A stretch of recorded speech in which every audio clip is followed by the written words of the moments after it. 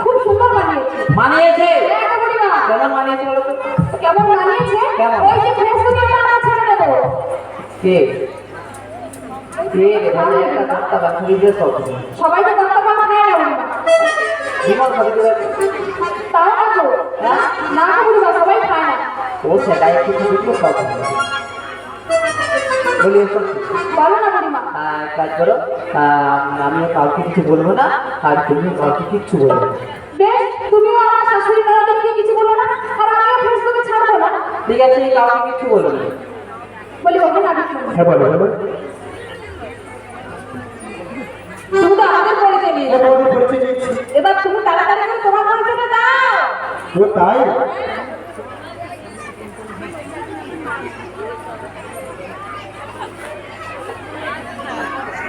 দাও পরিচয় দাও। বসুদেবের পুত্র আমি,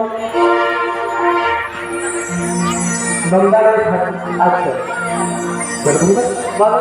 আমার জন্ম হচ্ছে দৈবকীনগর। দৈবকীনগর, তাই তো? এই নাবিকমণিকে কি পরিচয় দিয়েছে, নাবিকমণি কি পরিচয় দিয়েছে বলো তো? আমার যেটা পরিচয় দিয়েছে সেটাই বলেছি। ওটাই তোমার পরিচয়? সত্যি কথা বলছো? সত্যি করে বলছি। আচ্ছা মায়েরা, নাবিকমণি কি পরিচয় দিয়েছে একটু ভালো করে শুনবে। নাবিকমণি বলেছে একটা বসুদেবকে পিতা, নন্দকে বাবা, যারা পিছনে দাঁড়িয়ে ওনারা সবাই আমার বাবা। ওনারা সবাই আমার বাবা। যারা বাড়িতে ঘুমাচ্ছে ওনারা সবাই আমার বাবা। বুড়িমা ও নাবিক বলো বুড়িমা, আদার গানের লাগতে বাড়ি যাবে, তোমার বাড়িতে কেন? আমার বাড়িতে কিসের জন্য যাবে? কিসের জন্য যাবে জানো? কিসের জন্য? আমার মাকে লম্বা যাচ্ছে 10টা গল্প কেন কেন আমার মাকে প্রণাম করবে কেন? আরে একটা না এত বাবা, এগুলো বাপের করতে হচ্ছে।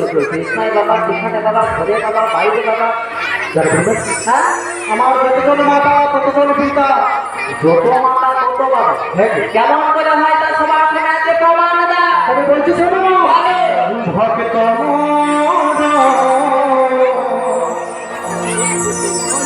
মাতা পিতা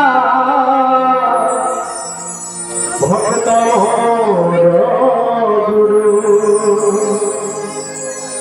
আদর করে নাম রেখেছে বাঞ্ছা কল্প।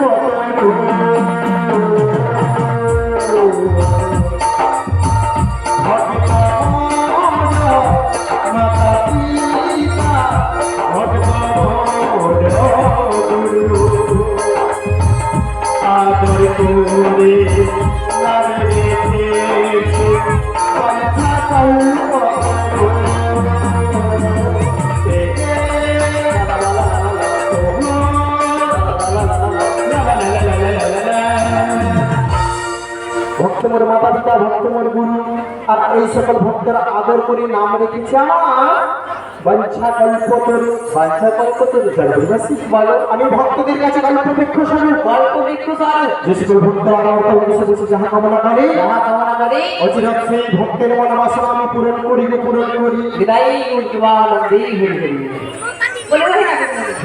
তুমি বলছো ভক্তা দিন, হ্যাঁ ভক্তের মনের আশা পূরণ করি। আমাদের মনে এখনো বাসনা রয়েছে। আর আমি তোমাদের মনে মনে স্থির পাচ্ছ না, তাড়াতাড়ি করে পালাপাটটা করে দাও।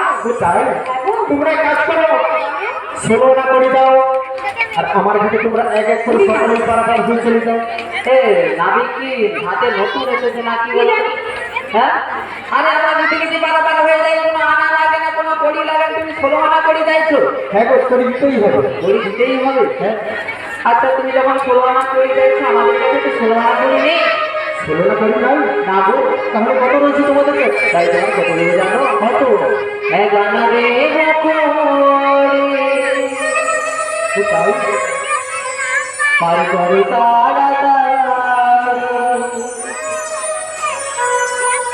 বাজারে দাদা বলিয়া